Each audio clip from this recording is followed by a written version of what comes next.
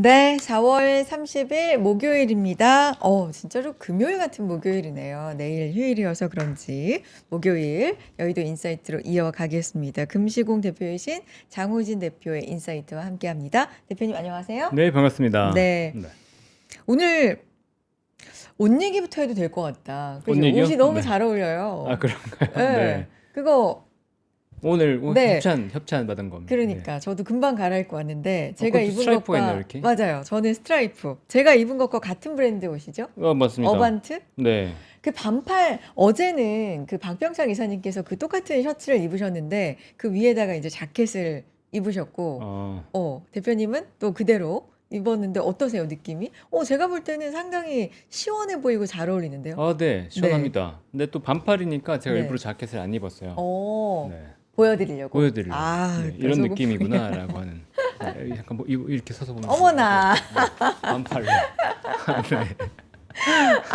아니 대표님 되시더니 더 적극적으로 되신 것 같아요, 뭔가. 4월 18일 이후로 좀 바뀐 것 같습니다. 떼창한 다음부터.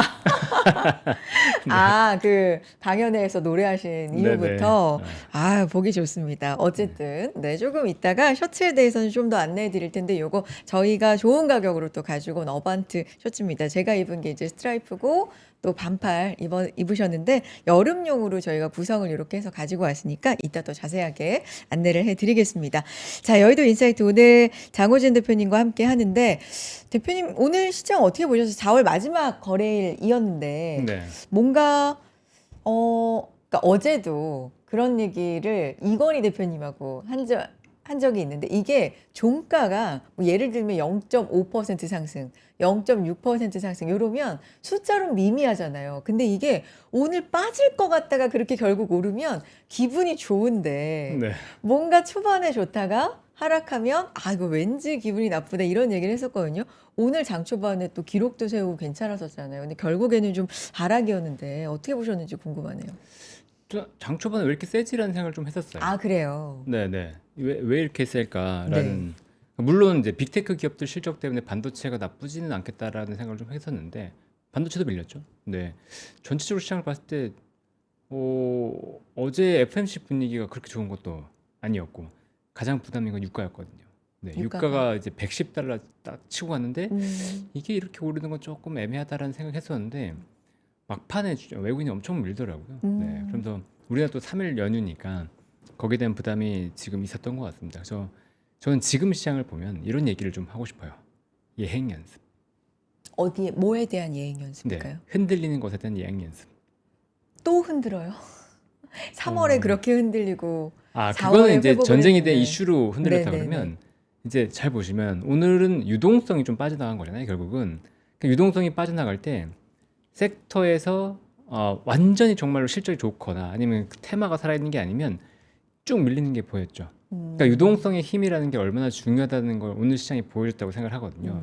그러니까 이게 유동성이 만약에 빠진다가 아니고 빠진다고 하면 시장이 이렇게 갈 수도 있구나라고 하는 걸 머릿속에 예행 연습을 하고 만약에 우리가 유동성의 지표를 봤을 때 이게 만약에 정말 빠질 것 같다고 하면 이거는 다른 호재를 내가 염두에 두고 있다고 하더라도 비중을 줄이는 연습을 해야 되겠구나라는 걸 생각해 둘 필요가 있다는 거죠. 그러면 예행 연습이라고 하셨으니까 언제 그럴 가능성이 있다는 거예요? 항상 하반기를 좀 조심하자라고 말씀을 지속적으로 해주셨던 건 기억이 나는데 하반기를 말씀하시는 걸까요? 그렇죠. 하반기에 그런 유동성이 좀 줄어들 만한 이슈가 나오기 전에 예행 연습. 그렇죠. 오늘 이제 그럴 수도 있다라는 걸 경험했다는 거예요. 반도체 실적 좋고 캐펙스 좋고 한데도 못 갔다. 그러니까 유동성이 빠지면 결국 전체 시장에서 유동성이 없으면 그게 지수를 누르는 요인이 된다라는 것들을 오늘 보여줬기 때문에 이런 것들을 염두에 두고서 앞으로 시장은 유동성의 힘으로 진짜 많이 왔거든요. 6,700조 잠깐 넘었었잖아요. 유동성의 힘으로 많이 왔으니까 여기서 또 유동성의 힘으로 가자라고 하기보다는 이제는 좀 경계감을 가질 필요도 있다는 거죠. 6,700 진짜 50. 근데 진짜 퍼센트로 따지면 7,000P까지 얼마 안 남았잖아요. 얼마 안 남았죠. 5% 정도 오르면 그렇죠. 네. 5%도 안 남은 것 같. 6,750으로 따지면 네네, 그렇죠. 그런 생각도 드는데 저는 그래서 7,000P 갈 수도 있겠다 생각을 할 때 장 대표님이 제일 먼저 생각나요. 네. 제 기준에서 제 주변에서 7,000피 얘기를 제일 먼저 하신 분이 제가 몇 번이나 얘기했지만 장 대표님이시거든요. 네, 네. 그렇죠. 근데 거의 그게 이제 눈앞에 그렇죠. 가시권에 왔으니까 정말 대단하다라는 생각을 저 운이 혼자 좋은 다시. 거죠. 네, 이건 진짜 운이 좋은 거죠. 네. 어쨌든 요런 상황에서 이제 5월을 맞이하게 됐습니다. 아까도 그런 얘기를 했는데 세린메이 이런 얘기 매년 하잖아요. 그렇죠. 세린메이라는 얘기가 근데 매번 하긴 하는데 왜 나온 말이죠?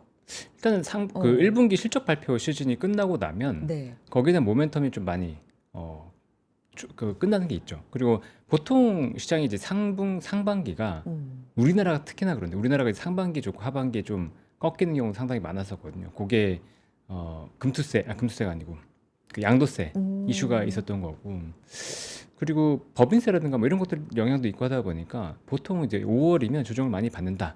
이게 이제 통계적으로 근데 꼭 그렇게 맞지는 않고. 무조건은 아니죠. 그렇죠. 무조건은 아니지만 지금 4월에 우리가 봤던 게 뭐였죠? 사상 최고 랠리. 그렇죠. 전 세계적인 사상 최고 랠리. 유동성의 미니 3조 호황이라고 얘기했던 유동성의 파고를 우리는 경험했죠. 반대 작용이 5월에 나타날 수도 있죠. 네. 오늘 물론 반도체도 빠지고 전반적으로 시장이 약세였지만 오늘 삼성전자 확정 실적도 발표가 됐는데 이런 실적 그리고 뭐 예상치 이런 것들 그리고 간밤에 빅테크가 캐펙스를 계속 그렇게 투입을 한다 이런 걸 보면 그렇게 시장이 흔들릴까 빠질까에 대해서 아직은 좀 의심을 덜 하게 되는 건 사실이거든요. 그렇죠. 어때요? 네. 근데 지난해 제가 유동성이 굉장히 셀 겁니다라고 했을 때 똑같이 회의적인 반응들이 많았어요. 네. 넌 뭐 헛소리 하냐. 말도 안 7천 되는 얘기 소리. 처음 하셨을 때. 그러니까 작년 중반이었어요. 7천 얘기 하셨을 때 다들 표정이 막 이렇게. 어? 네. 그러면서 저보고 이제 뭐 욕도 하고 맨날 놀렸죠. 7천 가나요? 막 이렇게 맨날. 네. 근데 7천 가나요? 진짜 7천 가나요? 이렇게 이제 점점 바뀌고 있는데 네. 그 유동성이 조금 좀 불안한데라고 하는 것들이 계속 보이기 때문에 저는 이제 조금 여기서는 조금 보수적으로 봐도 된다. 많이 수익 나셨으니까 여기서 공격적으로 막 베팅하지 말자라는 건데요. 그렇다고 해서 인버스를 베팅하나요? 뭐 그건 아닙니다. 또 그럴 자리는 아니에요. 네. 하방으로 강하게 베팅한다 그런 것보다는 그냥 상승의 어떤 동력들이 좀 많이 떨어질 수 있다. 그리고 한번 부침이 있을 수도 있다. 뭐 그런 거죠. 그럼 어떻게 하자는 거예요? 공격적으로도 할 시기는 현금을 아니다? 좀 더 이제 수익이 나요. 이제 수익 네. 챙겨 놓으실 거 아니야. 네. 매매를 하시다 보면 네. 그럼 수익이 났을 때 그거를 다 또 올인 이렇게 하지 말고 현금을 적절하게 계속 좀 챙겨 놓는 거죠. 네. 저는 5선과 한음 전략이라고 얘기를 드리는데 5선과 한음? 네. 그것처럼 이제 좀 챙겨 놔라. 네. 그럼 챙기면 약간 흔들림이 있을 때 그걸 다시 투입하고 뭐 요런 식의 전략?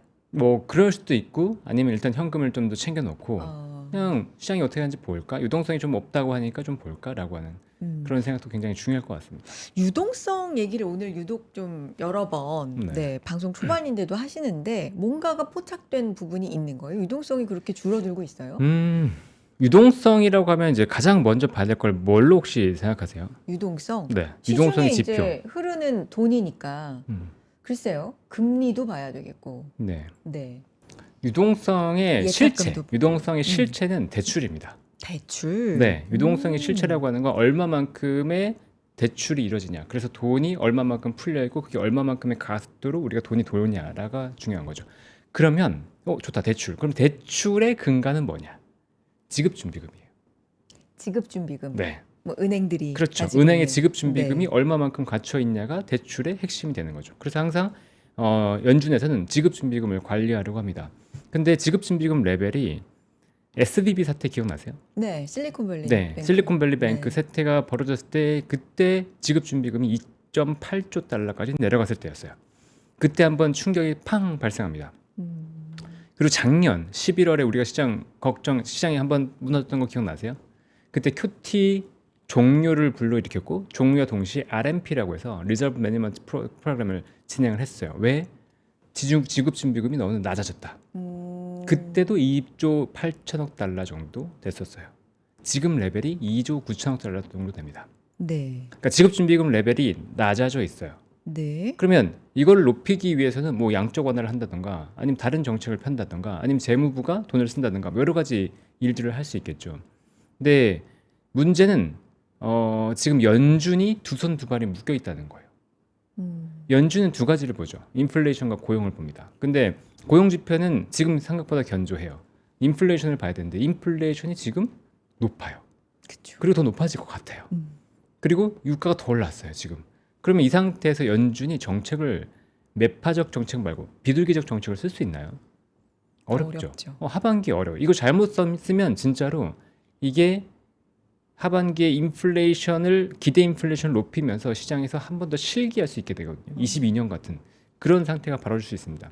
그래서 오늘 보면 FMC에서 3명의 위원들이 반대를 던졌잖아요. 이게 뭐 90몇 년 이후에 최다. 네, 92년 이후에 의견이 4명이 반대한 건 최대였다. 그러니까. 얼마 전에 3명 반대도 최대였는데 이건 일단 레임덕이 있는 겁니다. 파월의 레임덕이 분명히 존재하는 거예요. 네. 그런데 3명이 반대했다는 걸 보면 이제 완화에 대한 문구를 삭제해라라고 하잖아요. 이건 케빈 워시에 대한 경고라고 보고 있거든요. 네. 지금 연준의 기조를 케빈 워시가 들어갈 때 빌미 주지 마라. 연준 지금 우리 인하 못한다고 박아라. 약간 이렇게 보고 있는 건데 잘못해서 여기서 진짜로 금리 인하가 초반에 들어가 버린다고 하면 시장에 기대 인플레이션을 높일 수 있는 요인이 될 수 있습니다. 근데 이미 5년 기대 인플레이션, 미시간대 지표에서 5년 기대 인플레이션이 올라가고 있어요. 3.5%까지 올라갔거든요. 그러면 이렇게 기대 인플레이션 올라가면 PC 물가 지수 안 잡힐 겁니다. 그럼 김리는 장기적으로 더 어려워질 거고 이게 기대 인플레가 올라가면 임금을 인상시켜달라는 요구가 상당히 빗발칠 수 있거든요. 임금 인상발 인플레이션이 오게 되면 그러면 이거는 악순환이 계속돼요. 인플레이션에 대한. 그럼 이걸 제가 볼 때는 이제 케빈 워시가 들어온다고 하더라도 글쎄요. 보험적 인하로 25pp 설사할 수 있을지언정 그렇게 한다고 해도 시장은 불안할 거다. 네. 그러면 연준의 발은 묶여 있습니다. 확실한 네. 건. 연준의 발이 묶여 있으면 지금 2주 9천억 달러 지급준비금이 부담된다고 하잖아요. 근데 과거 2주 9천억 달러 찍었을 때 뭔가 불안한 사태들이 발생했었죠. 그러니까 지급준비금이 감소했으면 유동성이 감소하는 거니까 어딘가에서는 문제가 발생할 수 있습니다. 네, 그게 어딘가 확정을 지을 수는 없죠. 그리고 이렇게 유동성이 계속 감소하면 우리가 지금 안전하게 조금 뭐 위험에서 벗어난 것 같아라고 했던 사모펀드 대출, 사모대출 사태가 또 한 번 불거질 수도 있어요. 그러니까 그게 된다가 아니고 그런 위험성들이 존재한다는 거죠. 그럼 이걸 막을 수 있는 주체는 지금 재무부밖에 없습니다. 재무부의 TGA 잔고를 보면 TGA 잔고가 지금 한 1조 달러까지 증가했어요. 굉장히 많이 증가했죠. 그리고 최근에 이제 4월 15일에 세금 받은 것도 있고 했기 때문에 이게 이제 단기적으로 이제 이슈가 되면서 돈을 좀 챙겨놨는데 재무부의 TJ 잔고라는 건 잠깐 설명해 주시면 재무부의 TGA 일반 네. 계정 일반 재무 계정인데 네. 요거는 재무부의 지갑입니다.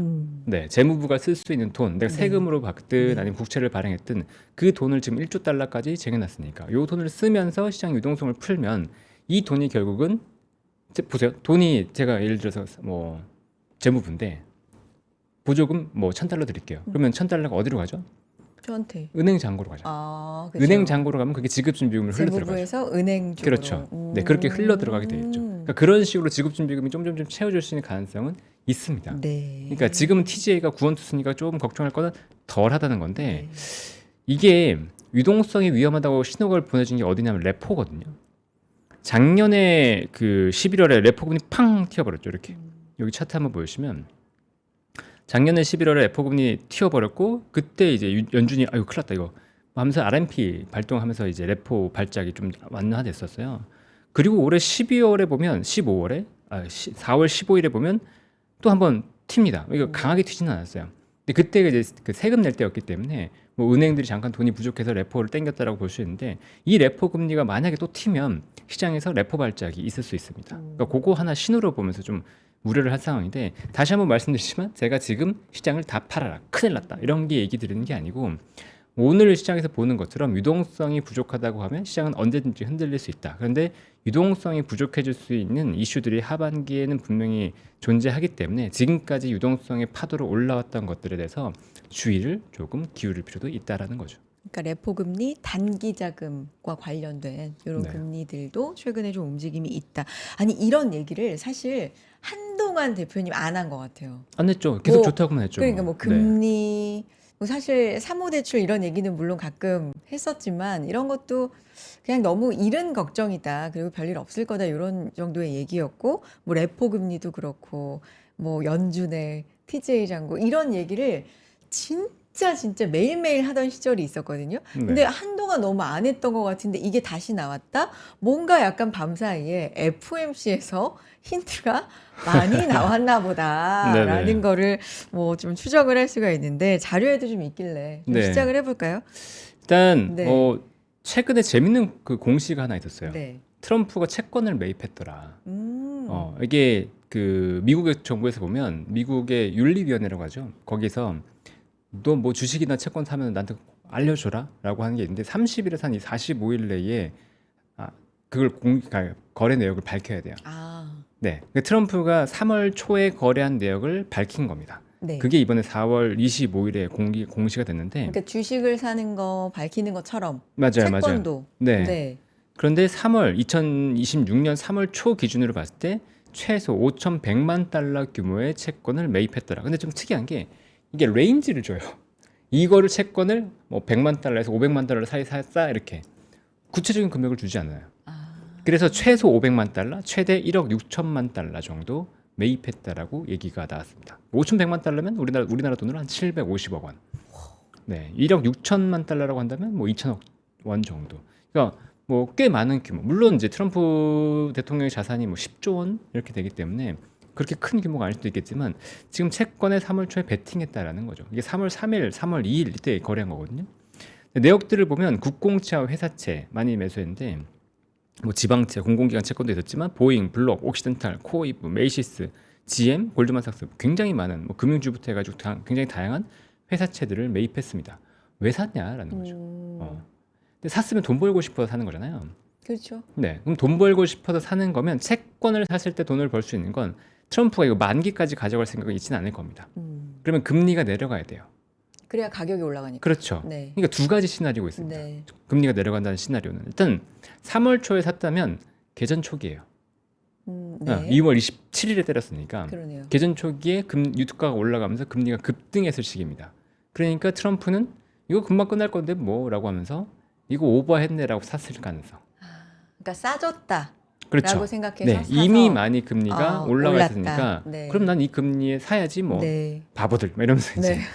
트럼프 입장에서는 사야지 뭐 이렇게 한 거일 수도 있고 또 하나는 케빈 워시 연준 의장이 5월 15일에 들어오니까 케빈 워시가 들어오면 금리 내릴 거냐 이러면서 이제 샀을 가능성이 있는데 사실 케빈 워시에 대한 기대감이라고 한다면 조금 더 늦게 샀겠죠. 지금 정도에 샀겠죠. 근데 3월 초기 때문에 제가 봤을 때는 이제 전쟁에 대한 개전 초기에 이런 것 때문에 좀 더 강하게 샀던 게 아닌가라는 생각이 듭니다. 근데 지금 포지션을 갖고 있는지 안 갖고 있는지는 모릅니다. 네. 공시가 아직은 안 났기 때문에. 네. 근데 단기에 팔고 나올 수도 있지 않을까요? 트럼프 같은 경우는. 네. 그러면 이게 무슨 우리한테 지금 주는 함의가 있는 거예요? 뭔가 시사점이 있는 거예요? 만약에 트럼프가- 2번이라면. 네. 아, 만약에 2번이라면 네, 만약에 2번이라면 케빈 워시와 뭔가 이렇게 얘기가 긴밀하게 진행이 돼서 케빈 워시의 금리 인하 압박이 좀 더 강하게 들어왔다라고 볼 수 있는 거죠. 네. 근데 지금 봤을 때는 이제 1번인 것 같다. 하지만 2번도 염두에는 두지 않았을까? 뭐 이 정도입니다. 근데 이건 뭐 잘 모르지만 사실 연준 의장이라는 자리가 물론 트럼프 대통령이 연준 의장을 두고도 뭐 미스터 투 레이트 이 얘기를 정말 반복을 많이 하면서 약간 조롱 섞인 얘기를 하기는 했습니다만 그 연준 의장이라는 자리가 원래 그렇게 뭐 여기에 휘둘리고 막 그런 자리가 아니지 않나요? 대통령이 내리라 그런다고 그렇게 바로 내리고 그럴까요? 저는 사실 원래 그런 자리는 아니죠. 그쵸? 원래 그런 자리는 어. 아닌데 이제 트럼프가 임명하면서 굉장히 많이 이렇게 봤잖아요. 그렇죠. 캐비넷도 보고 케빈 워시도 보고. 맞아요. 근데 그때 이제 인터뷰를 보면서 너 내릴 거니 안 내릴 거니 약간 이런 너 안 내릴 거면 후보를 안 내준다 이렇게 이제 얘기가 아마도 됐겠죠. 네. 그래서 처음에 케빈 워시는 나는 금리 내릴 거야 대신에 QT를 할 거야라고 얘기를 했습니다. 근데 말씀하신 것처럼 지금 상황이 금리를 내리기에는 정말 녹록지 않은 그렇죠. 상황이고 간밤에 FOMC를 봐도 반대하는 사람들 그러니까 완화 기조라는 거를 강하게 이제 힌트를 주지 말자라고 하는 사람들이 늘어났다라는 거잖아요. 그렇죠. 시장이. 네.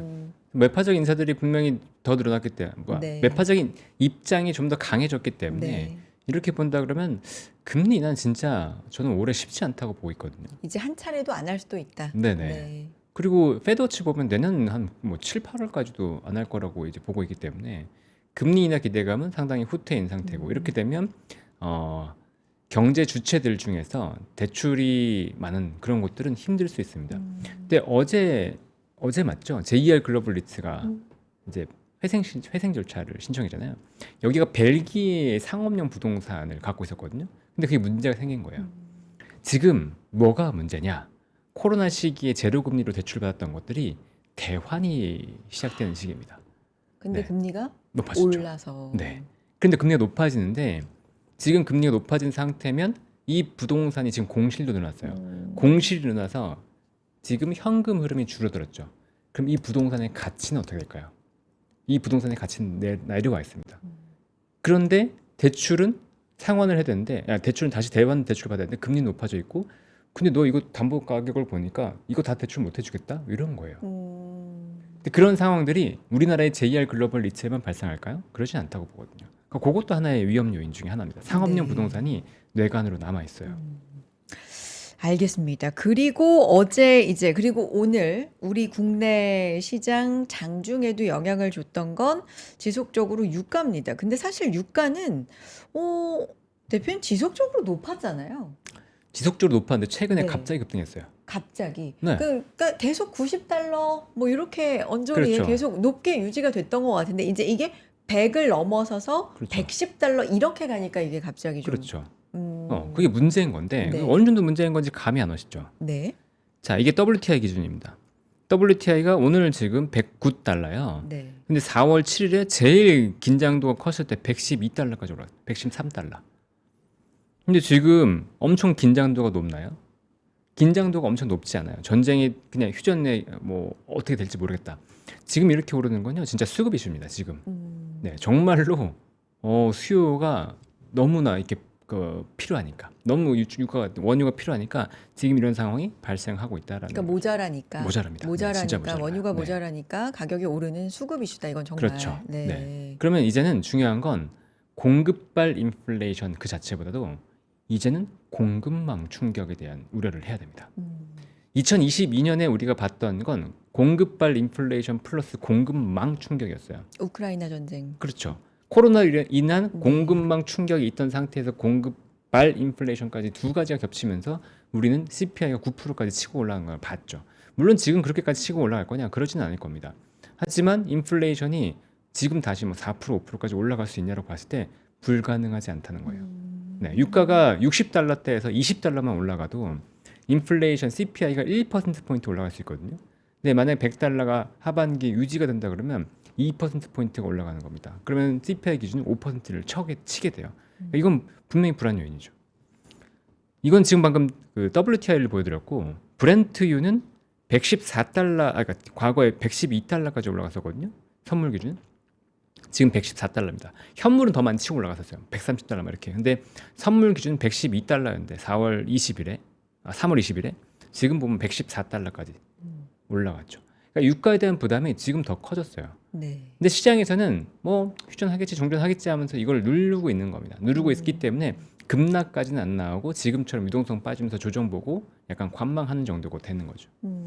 그러니까 저도 뭐 결국은 합의할 거다. 호르무즈 해협을 한 번이라도 뚫었다는 건 이란도 급한 거기 때문에 뭐 결국 합의하고 어떻게든 될 거다라고 보고 있는데 그때 합의 이후 지금 살짝 눌릴 수 있죠. 살짝 눌리고 합의 이후에 올라가면 그때 우리는 차익 실현에 대한 것도 염두에 둬야 된다. 네. 근데 오늘 그게 있었어요. 5월 1일까지 아니었어요? 그 왜 의회 승인 없이 전쟁을 할 수 있는 대통령이 이제 의회 승인 없이 전쟁을 할 수 있는 기한이 5월 1일. 그래서 이거는 약간 기한이 있는 미국 쪽에서는 그런 지금 상황이다라고 우리가 얘기를 많이 했었는데 오늘 장중에 뭐 미국의 군사 작전이 트럼프 대통령의 브리핑이 됐다. 뭐 이런 보도가 일부 나오면서 좀 흔들리는 구간도 있어서 군사작전? 이제 5월 1일 지나가면 의회 승인 없이는 이거 못하는 거 아닌가? 이게 좀 헷갈리고 좀 충돌되는 전 개인적으로 그런 측면이 있었거든요. 일단 휴전 기간은 그 60일에 포함되지 않습니다. 아. 네, 지금 계속 휴전이잖아요. 그러니까 60일에 포함되지 않기 때문에 추가 작전이 가능합니다. 그리고 철수 기간 30일이 또 부여가 돼요. 네. 철수를 이제 얘기하면서 30일 동안의 작전이 부여가 되는데 만약에 그 사이에 공격을 했다가 야 지금 우리가 지상군 들어갔는데 만약에 지상군 네네. 들어갔는데 이거 철수하기 좀 힘들어. 이거 좀 시간 더 줘야 돼. 이러면 국회가 어떻게 하겠어요? 그래. 우리 장병이 먼저지 뭐 이렇게 될 수 있는 거죠. 네. 그때는. 그러니까 지상군이 정말 투입된다 그러면 그때는 국회도 동의를 해야 돼요. 그렇게 되면. 그러니까 뭐 60일, 90일 얘기하는데 지상 작전이 없다 그러면 그 말씀이 맞습니다. 근데 네. 지상군이 들어간다 그러면 다른 문제니까. 근데 지금 들어갈 가능성이 높진 않다. 분명히 그렇게 보여요. 그리고 최근에 제가 걱정했던 부분 중에 항공모함 전대가 3개가 지금 모였다는 거였는데 포드함이 돌아오기로 했습니다. 지금 돌아오고 있어요. 5월에 이제 미국으로 돌아오기로 했기 때문에 뭐 그것도 지금 그렇게까지 크게 걱정할 건 줄었죠, 한 가지가. 네, 공격을 하려고 했으면 놔두고 더 집중 포화를 때렸을 텐데 일단 물렸다는 것 자체는 여기서 미국이 엄청나게 강하게 공격을 통한 압박을 하려고 하는 건 아니겠구나라는 생각도 좀 들긴 하거든요. 그것도 사실 우리는 연휴를 앞두고 있는 상황이기도 한데 이런 이슈까지 나오니까 가뜩이나 쉴 때 무슨 일이 터질지 모르는데 뭐 작전을 브리핑을 했다고 뭐 이런 보도들 이런 게 좀 영향이 있었는데 대표님 그렇게 또 네. 보고 계시는군요. 콩하고 옥수수 가격도 갖고 오셨는데 이건 뭐예요? 상관이 있는 거예요? 콩 가격과 옥수수 가격이 올라가는 건 네. 미국에서 넘버 원이 옥수수, 넘버 투가 대두거든요. 그런데 이 가격이 올라간 이유가 뭐냐면 비료가 없어서요. 비료 가격이 올라가서입니다. 비료 가격이 올라가서 없어서라기보다는 비료 가격이 올라가서 그 농작물 경작하는데 비용이 증가해요. 그러면 콩과 옥수수가 가격이 올라가겠죠. 콩과 옥수수 가격이 올라가면 사료거든요. 그러면 소고기, 돼지고기 가격이 다 올라가요. 오르겠죠. 네, 그럼 식료품 가격 인플레이션이 하반기에 있다는 거예요. 그걸 우려해서 이걸 한번 갖고 와본 겁니다. 전쟁 이후에 3월 12일까지 올라갔던 것들이 지금 그 정도까지 치고 있지는 않아요. 그런데 높은 레벨에서 일단 유지가 되고 있고 지금 다시 올라가는 흐름 나오고 있죠. 콩은. 옥수수는 지금 보시면 전쟁 초기에 고점 수준까지 다시 올라왔습니다. 그러니까 전체적으로 봤을 때 곡물 가격 파동도 존재해요. 그리고 반도체 가격 상승에 대한 부담 존재하죠. 반도체 가격 상승으로 인한 뭐 각종 디바이스 가격 상승 랠리 지금 벌어지고 있습니다. S25 같은 경우에도 지금 가격 다시 인상됐어요. 작년 제품에도 불구하고. 그리고 화학 제품들 지금 부족하죠. 납사 부족하죠. 그러니까 스프레드 벌어지면서 화학 제품 가격 올라가고 있어요. 요것도 뭐 의류를 비롯해서 각종 물품들의 가격을 올라가게 만들 겁니다. 그러니까 공급발 인플레이션은 지금 시작됐어요. 네. 그러니까 하반기에 지금 아직 안 보일 뿐이지 이 데이터가 하반기에 보일 겁니다. 그러니까 거기에 대한 두려움들이 하반기로 갈수록 스물스물 올라올 거예요. 기대 인플레이션과 함께. 그리고 지금 우리가 진짜 우려해야 되는 것 중에 하나가 또 뭐냐면 동남아예요. 동남아? 네. 동남아에서 공급망 충격이 발생하는지 아닌지를 진짜 잘 봐야 됩니다. 거기 원유 너무 부족해요. 베트남도 그렇고 필리핀도 그렇고 생산 공장이잖아요.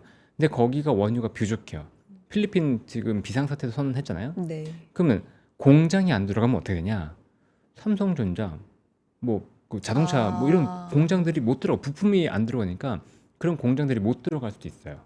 과거 코로나 때 우리가 자동차 부품 없어가지고 반도체 없어가지고 자동차 공장 못 돌렸던 것처럼 그런 사태가 발생한 우려가 지금 없지 않다. 들어왔다가 아니에요. 그러니까 그 뉴스가 있는지 없는지를 좀 봐야 됩니다. 그 뉴스가 들어오면 시장이 또 흔들릴 수도 있어요. 근데 그 원유도 그렇고 이제 그제에서 어제 그 넘어가는 사이에 나왔던 뉴스가 아랍에미리트가 오펙에서 탈퇴한다 이거였잖아요. 그렇죠. 근데 그게 이제 중장기적으로 보면 그러면 아랍에미리트는 지금 사실 이번 전쟁에서 굉장히 피해를 많이 받았고 오펙의 기조는 감산을 감산이었죠. 통해서 네, 감산을 통해서 고유가를 유지하려는 건데 사실 아랍에미리트는 그거보다 낮은 가격으로 생산을 우리는 더 많이 할 수 있다. 뭐 이런 거고 사우디한테도 좀 반대하는 입장이고 뭐 이러기 때문에 탈퇴를 한다? 그러면 중장기적으로 아랍에미리트의 증산이 되면 유가가 좀 안정되는 거 아니야라고 시장이 해석할 줄 알았는데 네. 그게 지금 반영이 안 되는 거예요? 아니면 이런 논리 자체가 잘못된 거예요? 맞아요. 그 논리는 이 맞습니다. 논리는 맞아요. 네, 맞는데 그럼에도 불구하고 올라갔다는 게 무서운 거예요. 네. 야, 미래에 그렇게 될 건 알겠는데 나 지금 급해. 난 지금 너무 원유가 부족해라는 거죠. 그러면 UAE 뭐 증산 들어오는 거 좋아요. 베네수엘라도 들어올 거고 오펙 무너질 가능성이 높습니다. 이렇게 되면 서로 그냥 뭐 또 경쟁적으로 원유 생산하면서 유가가 내려갈 수도 있겠죠. 근데 그게 언제냐는 거예요. 기약이 없고 당장 부족하다. 그렇죠. 지금 가격의 반영은 그렇게 원유 증산이 되는 건 지금 시설 파괴나 이런 것들, 그다음에 저장고 가득 찼던 것들 감안하면 그걸 돌려서 뭔가 할 수 있는 것들은 내년 정도는 돼야 될 것 같아요. 그럼 그때가 돼야지 원유 공급이 늘어나면서 유가가 내려갈 텐데 확실히 안정이 될 텐데 지금 원유가 너무 부족한 상황에서 이 뉴스가 영향을 크게 못 주고 있는 거죠. 그게 문제인 거예요. 이 뉴스가 사실 근데 중장기적으로 보면 큰 뉴스긴 하죠. 큰 근데 뉴스죠. 당장 지금 가격에는 반영이 안 안 되죠. 되고 있다. 네. 근데 내년 이후로 유가가 더 내려갈 수 있으면 분명히 그런 이슈는 되는 거죠. 그거는 뭐 긍정적입니다. 네. 근데 아닙니다. 요건 말을 아낄게요. 왜요? 네. 왜요? 더 궁금하게. 잘못하면 네. 내년은 디플레이션 우려가 또 올 수도 있거든요. 네. 그거에 대한 말은 일단 아끼고. 좀 먼 얘기니까. 네, 먼 얘기니까. 뭐 그 될지 모르는 거니까. 네. 그러니까 지금 고유가로 인한 상황에서 그 고용과 인플레이션 잡으려고 하는데 고용은 안 좋아지고 있음에도 불구하고 인플레이션으로 지금 이걸 못 잡고 있어요. 그러니까 못 내리잖아요. 만약에 금리를 못 내리잖아요. 그러면 하반기로 갈수록 경기에 대한 부담은 커지겠죠. 그럼 경기는 어느 순간 신용 위기와 함께 뿌려질 수 있는 건데 그때 유가가 내려갔으면 디플레이션 우려가 더 커지는 거잖아요. 그러니까 그런 스토리가 약간 그려진다라는 건데 그걸 지금 먼저 너무 걱정할 필요는 없습니다. 네, 그건 저 혼자만 고민하고 있어도 돼요. 혼자 고민하시다가 네, 그래서 얘기 안 하려고 그랬는데 물어보셔서. 네. 혼자 고민하시다가 안 되겠다 싶으시면 이제 그때서야. 근데 대표님 우리가 경험을 했잖아요. 이게 아무리 정말 너무나 공포스러운 구간에서 우리가 도대체 사이드카와 서킷과 이런 걸 매일매일 맞아가면서 이래도 결국에 지금 와서 보면 그때 좋은 주식들은 샀어야 답이다라는 걸 이제 경험적으로 사실은 알고 있어서 이런 매크로적인 어떤 불안한 요소들을 다 AI가 그리고 병목 현상이 뭐가 부족하대 쇼티지래 이런 게 사실은 다 이겨버렸었거든요. 다 이겼다고도 볼 수 있는데요. 네. 기본적으로 제가 전쟁 중에도 계속 얘기했던 것들 기억나세요? 어떤 것들이죠? 지금은 유동성이 빠지지 않았기 때문에 유동성이 여전히 존재하기 때문에 아. 대세 상승장은 저는 여기서 벗어났다고 생각하지 않습니다. 단기적으로 제가 얘기를 드릴전정 대세 상승장에서 제가 벗어났다고 얘기한 적이 한 번도 없습니다. 그러니까 여기서 메인 물량을 놓치시면 안 되고 트레이딩 정도, 약간 부담스럽다면 현금 비중 늘리고 약간 그 정도인 거지 대세 상승이 유동성이 끝났다고 생각하지 않습니다라고 계속 얘기 드렸어요. 근데 지금 반대로 제가 얘기 드리는 건 뭐죠? 유동성이 빠질 수 있습니다. 유동성이 빠지면요 AI 캐펙스도 못 늘어납니다. 전체적으로 돈이 없는데 AI 캐펙스로 들어갈 돈은 있냐? 없어요. 못 들어갑니다. 네. 뭐 오픈AI 같은 기업들부터 진짜 자금 빠지는 것들이 보일 거예요. 지금 오픈AI 실적 때문에 저렇게 얘기가 나는데 그런 네오클라우드나 이런 쪽 자금 조달이 어려운 기업들부터 밑에서부터 투자가 못 들어가는 것들이 보일 겁니다. 그러니까 그런 것들에 대한 부담은 유동성으로 인한 부담을 분명히 우리는 인지하고 있어야 돼요. 네. 그러니까 모든 시장이 좋다가 결국은 전제가 있어요. 시장의 유동성이 풍부하다. 돈이 풍부하기 때문에 어디로든 칠 수 있다라는 전제가 깔린 상태에서 우리는 봐야 됩니다. 근데 유동성으로 인한 노이즈가 좀 생길 만한 조짐이 나오기 시작했다라는 게 오늘의 포인트로 근데 그건 봐야 이제 돼요. 하반기에는 유동성이 빠질 수도 있겠는데라고 계속 보고 있었어요. 우리가 봤던 3조 황의 효과는 지금 사상 최고 랠리하면서 이런 것들에 의해서 이제 눌릴 수도 있겠네. 7천이 넘어가면 저는 부담이 있을 수도 있다고 봤는데 이게 강화된 거죠. 이번 전쟁으로 인한 공급반 인플레이션 또는 공급망 차질 이 두 가지가 겹칠 수 있다는 것 때문에 제 생각이 강화된 정도입니다. 원래도 하반기는 조금 쉬어갈 수도 있겠다라고 보고 있긴 했었어요. 그럼에도 불구하고 어떤 아주 공격적인 투자를 좀 자제하라는 거지 시장에서 내리라라는 건 그렇죠. 절대 아니죠. 지금 내리면 안 되죠. 왜냐하면 지난주에 쉽게 이런 구간에서 내리지 말라라고 말씀해 주셨기 때문에. 그래서 이번 주 보셨잖아요. 그러니까요. 네. 그래서 이번 주에 이렇게 올라갔기 때문에 요 어떤 기조는 변함없이 유지지만 유동성에 대한 변화는 하반기로 갈수록 좀 체크해 볼 필요가 있다라고 그렇죠. 오늘은 알아듣겠습니다. 자, 기업 실적으로 갈게요. 삼성전자 비롯해서 뭐 빅테크 여러 가지 자료 갖고 오셨는데 중요한 것만 좀 짚어볼까요? 삼성전자가 낸드가 11조 7천억 영업이익이 나왔는데 영업이익률이 58%가 나왔습니다. 이게 중요해요. 낸드 디램은 영업이익률이 80%입니다. 자, 그러면 다음 분기에 영업이익률이 추가적으로 상승할 수 있는 건 어딜까요? 어디예요? 낸드? 낸드겠죠. 낸드죠. 네, 80%에서 얼마나 더 올라가겠어요, 영업이익률이. 네, 그렇죠. 그렇죠. 58%에서 그러니까 올라갈 58% 여지가. 더 올라가도 올라가겠죠. 네. 그러니까 물론 가격이 올라가면서 디램은 더 좋아질 수도 있겠지만 레버리지가 낳는 건 낸드일 겁니다. 그러니까 이번 분기에도 삼성전자가 더 서프라이즈를 나갔던 건 낸드 영향이 있었다고 보고 있고 레거시 디램 쪽도 LPDDR 같은 걸 삼성이 더 많이 하기 때문인데 2분기도 마찬가지로 영업 서프라이즈가 삼성전자가 더 클 것 같습니다. 그러니까 이번 파업 관련된 이슈만 마무리가 되면 전자 쪽으로 자금이 또 들어올 수도 있을 것 같아요. 그게 이제 이번 실적에 저는 좀 봤던 거였고 지금 약간 발목을 잡고 있는 파업 이슈인데 그것만 마무리가 되면 낸드 이쪽으로는 다음 분기에 훨씬 더 영업이익도 그렇고 레거시 디램, 레거시 낸드 다 좋을 것 좋아질 같습니다. 것 같다. 네. 네. 지금 분위기에서는 뭐 좋을 수밖에 없겠죠. 음. 그래서 그 휴대폰 사업부 있잖아요. 사상 최초로 적자 봤다고. 아니 그러니까 진짜 약간 네. 저도 그런 생각했어요. 이 차이 상대적인 어떤 그런 마음이 좀 안 좋을 것 같아. 네, 네, 그 부서에서 일하시는 분. 그렇죠. 그렇죠. 근데 그것도 되게 중요한 거예요. 보세요. 삼성전자 내부에서도 지금 이 사업부가 적자를 봤잖아요. 그럼 다른 회사들은 어떨까요? 그러니까 그런 부담들이 쌓이고 있다니까요. 기업 실적에서 AI만 좋으니까 무조건 갈 거야가 아니고 점점 그런 부담은 쌓이고 있는데 신기하게도 그런 부담들을 다 눌러가고 유동성의 힘으로 오르고 있습니다. AI도 물론 있지만 그럼 이게 어느 순간 또 악재들만 퉁팡팡팡 터지는 시기가 옵니다. 작년 11월처럼. 이제 그런 것만 막 시장이 갑자기. 찾아내는 시기가 네. 갑자기 또 와요. 그렇죠. 그러니까 저는 그것들을 미리 짚어서 얘기를 드리는 음. 것뿐이에요. 그러니까 저한테 뭐 하락론자니 너 때문에 파라님 그렇게 말씀하시지 마시고 네. 절대 그냥 현금을 내리라는 좀- 말씀을 하시는 건 아닙니다. 네, 그냥 현금을 네. 좀 챙겨두자. 이제 네. 익절하기 시작하면 내가 무조건 여기서 뭐 묻고 따블로 가. 여기서는 그런 마음 좀 자제하고 시장을 여기서는 너무 좀 공격적으로 보지는 말자. 그 정도 느낌인 거죠. 알겠습니다. 그리고 젠슨왕 장녀 네, 그룹을 뭐 거의 다 돌아다니는 것 같아요. 처음에는 LG 쪽, 네 이렇게 갔는데 뭐 SK, 삼성, 두산 어디도 갔더라. 네이버도 네이버하고도, 네, 네이버. 네 그죠. 네. 네. 네이버가 작년에 JP모건 선정한 국내 100대 로봇, 글로벌 100대 로봇 기업에 들어갔거든요. 아니 아침에 그 얘기 하시는 거 봤는데 네. 네. 아주 두 분께서 놀라시더라고요. 놀라시더라고요. 네. 근데 실제 이제 엔비디아가 뭘 그리고 있냐를 생각을 해보면 네. 피지컬 AI를 계속 강조하잖아요. 그러니까 엔비디아가 제가 느낄 때는 이 피지컬 AI에서 안드로이드가 되고 싶어하는 느낌이에요.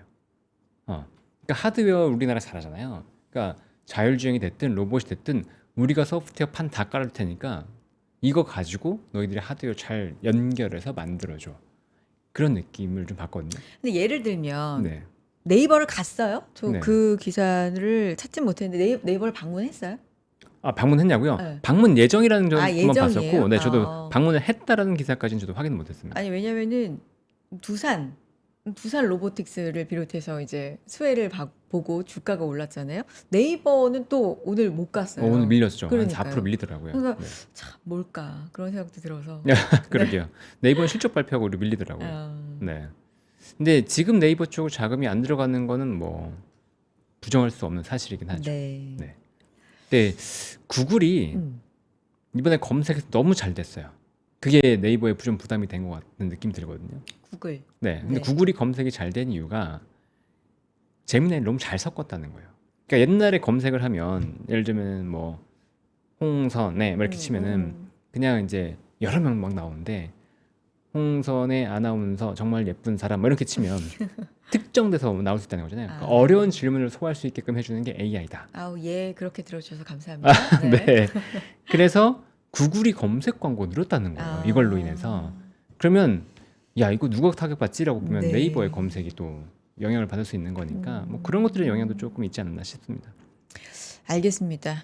저 이제 셔츠 말씀을 좀 드려야 돼가지고 마무리를 해야 돼요. 그래서 네. 시장 이제 다음 주에 우리 또 만날 때까지 어떤 포인트로 좀 가져가 볼까요? 지난주에는 쉽게 시장에서 내리지 말라라고 그렇죠. 이제 말씀해 주셔서 이번 주에 최고치 찍고 또 이렇게 잘 왔고요. 네. 오늘 비록 뭐 종가는 하락했지만 다음 주 전략은 우리가 또 거래일도 비교적 짧고 해서 어떤 전략이 좀 좋을까요? 일단은 현재 상황에서는 관망입니다. 관망. 유가가 이렇게까지 올라왔다고 한다면 부담이 좀 더 쌓이고 네. 이게 부담의 속도를 더 빨리 키울 수 있거든요. 네. 호르무즈에 이렇게 닫혀 있는 기간이 길어지면 그러니까 현재 상황에서는 뭐 파는 거, 사는 거 일단 좀 자제하고 시장이 어떻게 흘러가지라는 것들을 봐야 되죠. 너무 공격적으로 하지 말고 오늘 확률 싸움을 하는 거잖아요. 근데 확률에서 어디로 갈지 튈지 전혀 알 수 없는 상황에서 우리가 굳이 베팅할 필요가 있나라는 생각이 듭니다. 네. 알겠습니다. 오늘 인사이트 장호진 대표님과 함께 했고요. 안내 말씀 드릴 게 이제 두 가지가 있는데 저희가 입고 있는 요 먼저 셔츠부터 초반에 보여드렸는데 다시 한번 일단 설명 좀 드리겠습니다. 어반트 국인 방지 셔츠예요. 어반트는 원래 셔츠로 굉장히 셔츠 좋아하시는 분들한테는 유명하더라고요. 저도 지난번부터 이제 알게 됐는데 입어보고 아, 왜 좋아하시는지 알겠다라는 생각을 좀 하게 됐습니다. 근데 이번에 여름 셔츠 구성으로 저희가 준비를 해서 좋은 가격으로 저희가 가지고 왔습니다. 여름에 셔츠를 안 입는 게 아니라 덥고 관리하기 힘든 셔츠를 안 입게 되는 거겠죠. 그러니까 쉽게 말하면 못 입는 건데 그런 불편한 부분들을 제거했다라는 부분입니다. 이번 공동구매는 기존 어반트 논 아이론 긴팔에다가 여름용 반팔 셔츠를 추가했습니다. 제가 지금 스트라이프 긴팔을 입고 있고요. 우리 대표님께서 반팔을 입고 계시죠. 네. 어반트 셔츠는요. 다림질 필요 없는 여름 셔츠입니다. 세탁 후에 그냥 탁탁 털어서 다림질 부담 없이 입으실 수 있다. 관리가 좀 편하다라는 장점이고요. 이게 근데 작은 장점이 아니라 굉장히 좀 큰 장점이죠. 근데 이 원단이 상당히 좀 톡톡하고 좋아서요. 이 톡톡하다는 게 그렇다고 두껍다는 뜻이 아니라 좀 탄탄합니다. 그래서 핏을 잡아줘서 모양을 셔츠라는 건 사실 약간 노멀한 느낌으로 입잖아요. 그래서 원단 자체가 너무나 얇거나 후들후들거리면 그 핏이 안 사는데 핏이 잘 산다? 저는 개인적으로 입어보고 그런 느낌이 좀 들었습니다. 또 하나, 반팔인데도 셔츠다운 실루엣이 있다. 우리 대표님 보시면 반팔을 입었는데, 네, 정장다운 실루엣을 딱 저렇게 각 잡힌 실루엣을 보여주고 계시죠? 자, 그 다음에 여름철에 몸에 달라붙는 그 답답함이 감소가 됐습니다. 이게 굉장히 통기성도 좋고요. 그 몸에 닿는, 살에 닿는 느낌이 좋습니다. 부드러워요. 그래서 답답함이 없다. 뭐 출퇴근, 지하철, 운전, 외근 상황에 상당히 적합하다. 이런 장점 설명을 또 드리겠습니다. 판매 상품 구성이 4가지 이렇게 구성으로 저희가 조합을 해놨는데 첫 번째는 2종 세미 긴팔 세트고요. 두 번째는 2종 버튼다운 반팔 세트고 세 번째는 3종 세미 혼합 세트고요. 그리고 네 번째 여성 2종 세트입니다. 요게 색깔도 화이트 그리고 라이트 블루 뭐 요렇게 블루 스트라이프 요렇게 막 구성이 2개, 3개 막 이렇게 돼 있거든요. 그러니까 직접 들어가셔서 잘 보시고 선택을 하시는 게 요거는 좋을 것 같아요. 들어가 보시면 자세하게 저희가 거기에 써놨습니다. 2종 세트 75,000원 가격으로 저희가 가지고 왔고요. 3장 드리는 가격은 109,000원으로 가지고 왔으니까 합리적인 가격으로 셔츠 또 장만해 보셨으면 좋겠습니다. 자, 그리고 또 하나 안내 드릴 사항은 지금 우리 장호진 대표님께서도 구독 서비스 통해서 시황 전달해 주고 계시는 거죠? 네, 최근에? 맞습니다. 네. 정말 열심히 해주시는 걸로 알고 있는데 뭐 장호진 대표님 비롯해서 앞서서 저희 클로징벨 함께했던 김장열 본부장님도 3프로 구독 서비스 여러분 앞에 선보였습니다. 방송에서 다 하지 못한 이야기부터 김장열 본부장님만의 또 초격차 인사이트까지 구독 통해서 수강하실 수 있는데요. 이미 많은 분들께서 수강하고 계시는 박병창 이사님, 이선엽 대표님, 차영주 소장님 또 장호진 대표님의 날카로운 분석 받아보실 수가 있습니다. 시장의 노이즈를 걷어내고 본질을 보자라는 강의 들어보시고요. 5분의 투자 시그널이 담긴 시황 분석 영상 강의 제공이 되겠고요. 매일 실시간으로 쏟아지는 실시간 스팟 시황 분석 강의도 제공이 되겠습니다. 많이 신청해 주시고 투자에 도움 받아보셨으면 좋겠습니다. 자, 장호진 대표님 연휴엔 좀 쉬세요? 또 일하시나요? 연휴에요. 네. 연휴에 제 월요일이 이제 안 나오니까 5일 동안 쉬어서 아주 행복한데 그래도 제가 밤마다 라이브를 하거든요. 9시에. 맞다. 범성공자 장우진 유튜브 그러니까. 채널에서 라이브를 하고 있으니까 저랑 놀고 싶으신 분들은 네. 뭐 월요일 저녁에 또 오시면 저랑 대화를 하실 수 있습니다. 오늘 저녁에도 하고요. 진짜 열심히 또 살고 계십니다. 열심히 살고 있습니다. 구독에다가 출연에다가 시장 분석에다가 라이브도 한번 찾아가 주시고요. 자, 장호진 대표님 오늘 말씀도 감사드리고 다음 주에 뵙겠습니다. 고맙습니다. 네, 감사합니다. 네, 클로징벨 라이브부터 여의도 인사이트까지 이렇게 함께 하셨습니다. 정말 감사드리고 제 뒤에는 또 이재규 차장님의 단독 방송 이어지니까 시장 이야기 또 함께 나눠주시기 바랍니다. 연휴 여러분 푹 쉬시고 저는 그 이후에 또 클로징벨 라이브로 인사드릴게요. 여러분 고맙습니다.